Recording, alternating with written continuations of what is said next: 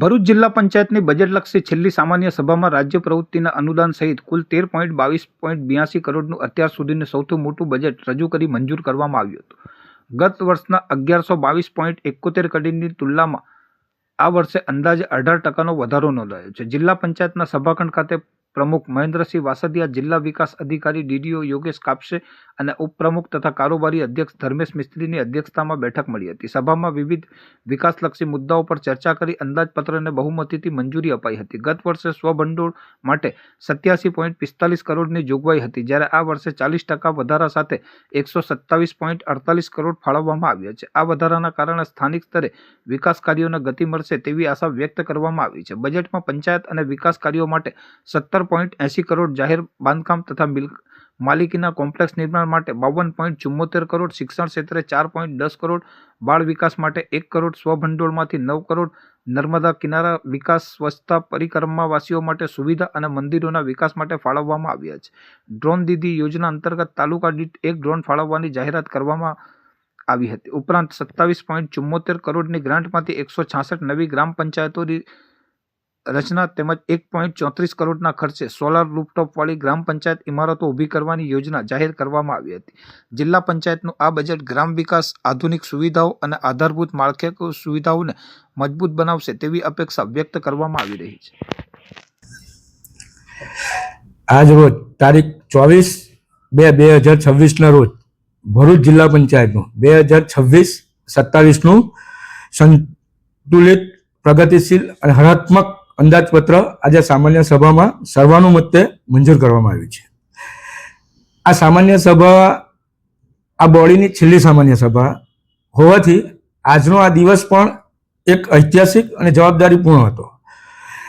આ બજેટ જે રજૂ કરવામાં આવ્યું છે એ ગઈ સાલના જે બજેટ છે એ બજેટ કરતાં ગઈ સાલનું જે બજેટ હતું રાજ્ય પ્રવૃત્તિ અનુદાન સાથેનું 1122.72 કરોડ રૂપિયાનું, એ ગયા વર્ષનું બજેટ હતું એનામાં આજે ગૌરવ સાથે અમે કહી રહ્યા છીએ કે એમાં 18% વધારા સાથે 1322.82 કરોડ રૂપિયાનું ભરૂચ જિલ્લા પંચાયતનું ઇતિહાસનું સૌથી મોટું, ભવ્ય અને વિકાસશીલ બજેટ આજે મંજૂર કરવામાં આવ્યું છે. માત્ર ખર્ચમાં જ વધારો નથી કર્યો, પરંતુ જિલ્લા પંચાયતની આર્થિક મજબૂતી પણ ખૂબ વધારી છે.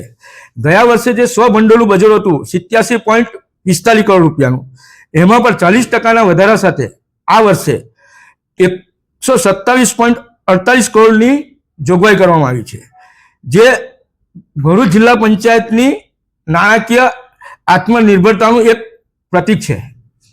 આજે જે માનનીય વડાપ્રધાનશ્રીનો જે છે ડ્રોન વાળું કે ડ્રોન દરેક ખેડૂત પોતાના ખેતીએ ડ્રોનથી દવાનો છંટકાવ કરે અને તેમાં પણ જે મહિલાઓને રોજગારી મળે એના માટે ડ્રોન દીધી અને એ માનનીય વડાપ્રધાનશ્રીના વિઝનને ધ્યાનમાં રાખીને આવનાર આ હોળાષ્ટક પતે ત્યાર પછી જે ગયા વખતે જે અમે બજેટમાં જે કર્યું હતું એ અમે જે બોલ્યા હતા એ પરિપૂર્ણ કરવા જઈ રહ્યા છે.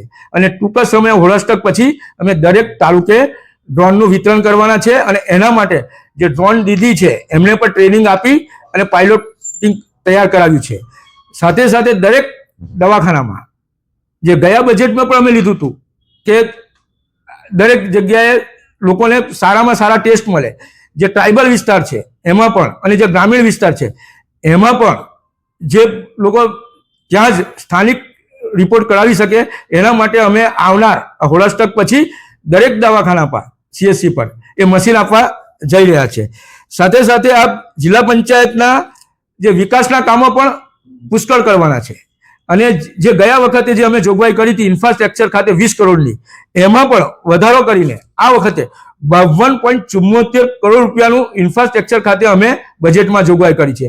અને એના દ્વારા આ જે જિલ્લા પંચાયતની જેટલી પણ લોકેશનવાળી જગ્યા છે કે જેવી રીતે રેલવે સ્ટેશનની સામે છે જ્યાં રેસ્ટ હાઉસ હતું અને હરિરત્ન કોમ્પ્લેક્સ હતું, એને પણ ડિમોસલ કરીને ત્યાં 23 કરોડથી વધારાના ખર્ચે રેસ્ટ હાઉસ કમ કોમ્પ્લેક્સ બનાવવા જઈ રહ્યા છે. એવી જ રીતે જિલ્લા પંચાયતની સામેની જગ્યા જે SBI ને હમણાં ભાડે છે તેને પણ ડિનોમિનેશન કરીને ત્યાં પણ 10 કરોડથી ઉપરના ખર્ચે કોમ્પ્લેક્સ બનાવવા જઈ રહ્યા છે.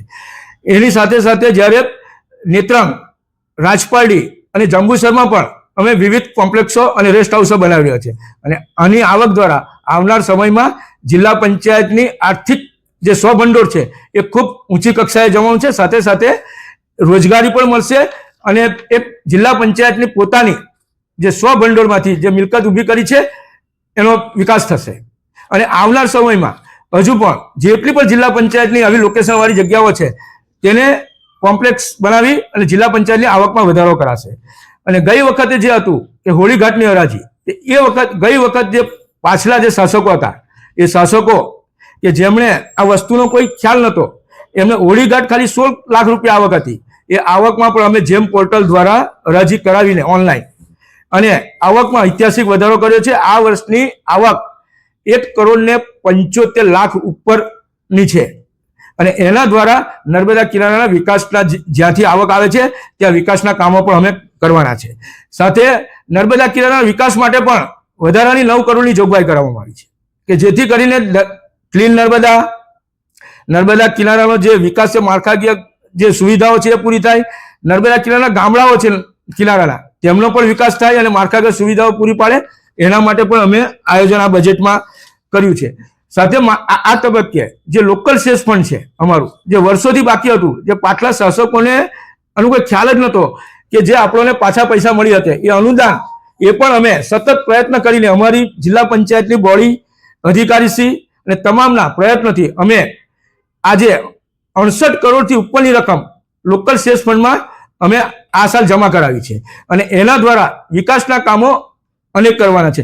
અને એમાં પણ હું સવિશેષ માનનીય મુખ્યમંત્રીશ્રીનો આજે આભાર વ્યક્ત કરું છું. કારણ કે આ લોકલ સેસ ફંડના જે પૈસા એ અમારા હતા એમાં સતત અમારી જોડે એ કરી અને જાતે રસ લઈ અને આ ભરૂચ જિલ્લા પંચાયતને એમને ફાળવ્યા છે.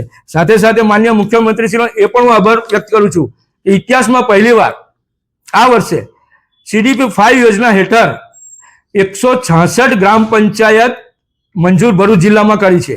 એટલે તમે વિચાર કરો કે 545માં આ વર્ષ એક જ વર્ષમાં છેલ્લા 166 ગ્રામ પંચાયત મંજૂર કરીને આપી છે. એના માટે પણ હું માનનીય મુખ્યમંત્રીશ્રીનો ખૂબ ખૂબ આભાર વ્યક્ત કરું છું. સાથે એ તમામ જે નવી જિલ્લા પંચાયત બનવાની છે, ગ્રામ પંચાયત, એની પર સોલાર રૂફટોપ બેસાડવામાં આવશે જેથી કરીને પર્યાવરણનું પણ એ થાય અને સાથે સાથે ખર્ચનો પણ બચાવ થાય.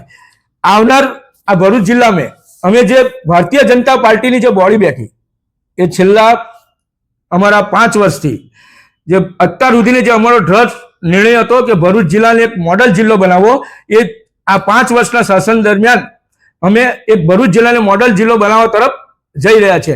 અને એના માટેના જે અત્યાર સુધીના જે ન થયેલા કામો હોય એવા ઐતિહાસિક કામો આ જિલ્લા પંચાયત દ્વારા કરવામાં આવ્યા છે.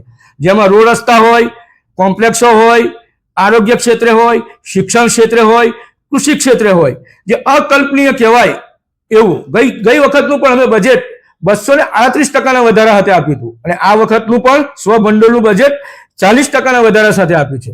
એટલે ભરૂચ જિલ્લો એક મોડલ જિલ્લો બને અને આવનાર સમયમાં જે વિકાસના કામો ભરૂચ જિલ્લા પંચાયતે કર્યા છે, તો હું વિશ્વાસ સાથે કહ્યું છું કે આવનાર ભરૂચ જિલ્લા પંચાયત 100% ભારતીય જનતા પાર્ટીનો ભગવો લેવડાવવાનો છે.